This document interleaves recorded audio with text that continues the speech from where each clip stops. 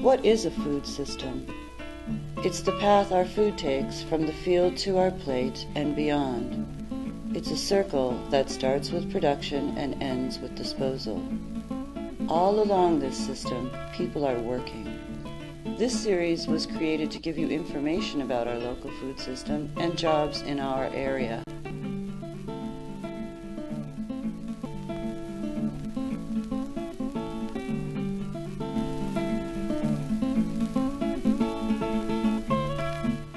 Hello, my name is Abrah Dresdale, and I coordinate the Farm and Food Systems program at Greenfield Community College, and I'm also faculty for 2 of the required classes here.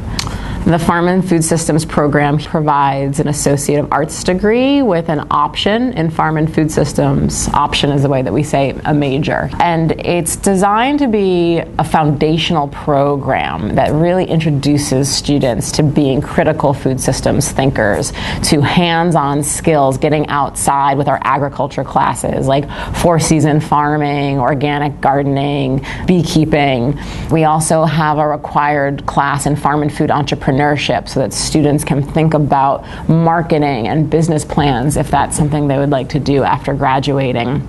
And there's also a leg in the social sciences, thinking about issues in sustainability, thinking about equitable access to food, and a third leg in the natural sciences where students are required to take soil science, botany, permaculture, horticulture, etc. So pulling together this foundation, this interdisciplinary program, there are many next steps that students can take because it's not specialized at this level for the 2-year degree. So either students will be prepared to go out into the workforce and say find an apprenticeship on a farm or start a food entrepreneurial endeavor, or they can transfer to a 4-year school. We have articulation agreements with UMass Amherst and Green Mountain College in Vermont that the full 60 credits they earn here transfer seamlessly into those programs and they start as juniors. My responsibilities really vary. I'm responsible to do academic advising with all of the students who are in the program. I also identify internships with community partners and do matchmaking between students looking for field experience and with farms, with food systems businesses. So we bring them together to set up 4-credit internship through the college. I also advise the permaculture club, which meets weekly, and we tend the permaculture garden. We harvest food for the food pantry on campus as well as the dining commons on campus.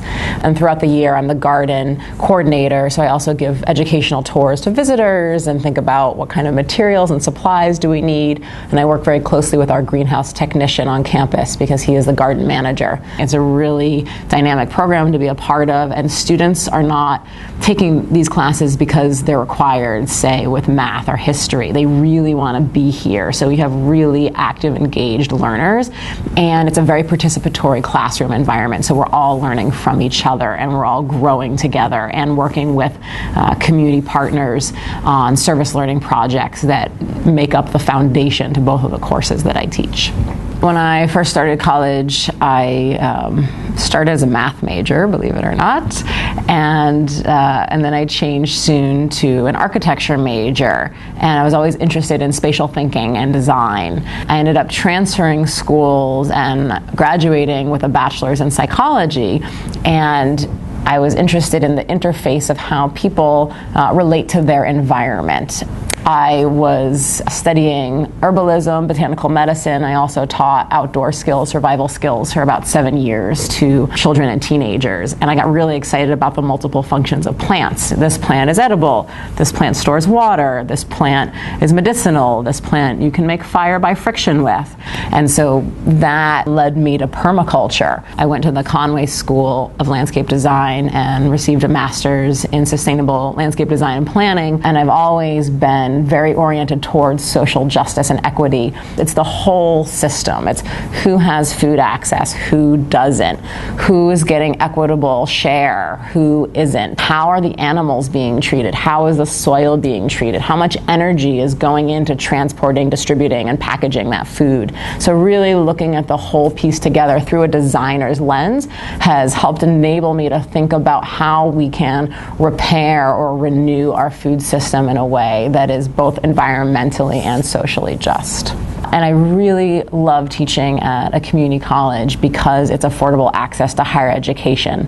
It's open enrollment. Anyone who applies can come. We give financial aid to a vast majority of our students. We're seeing students now who are doing internships while they're at GCC and getting jobs. So for instance, one of our students was interning to help support getting the organic garden at the jail established. The student recently was hired to work for the sheriff doing organic gardening programming as a vocational training skills program with the incarcerated men. I have been teaching in the Pioneer Valley since 2010, and I can't remember the exact number of students, but I've definitely taught probably close to 300 students at this point. And the ripples of what those students are doing, and then the sort of contagion of what those students share with other people, ripples out incredibly. And everything that I do is predicated on not only sustainability, but regenerativity and resilience. And there's a lot of innovation thinking about not just the growing of food, but the distribution of food, the storage of food, and how can we really regionalize our food system. So yeah, I think that there is a niche for almost anybody who feels passionate about working with food.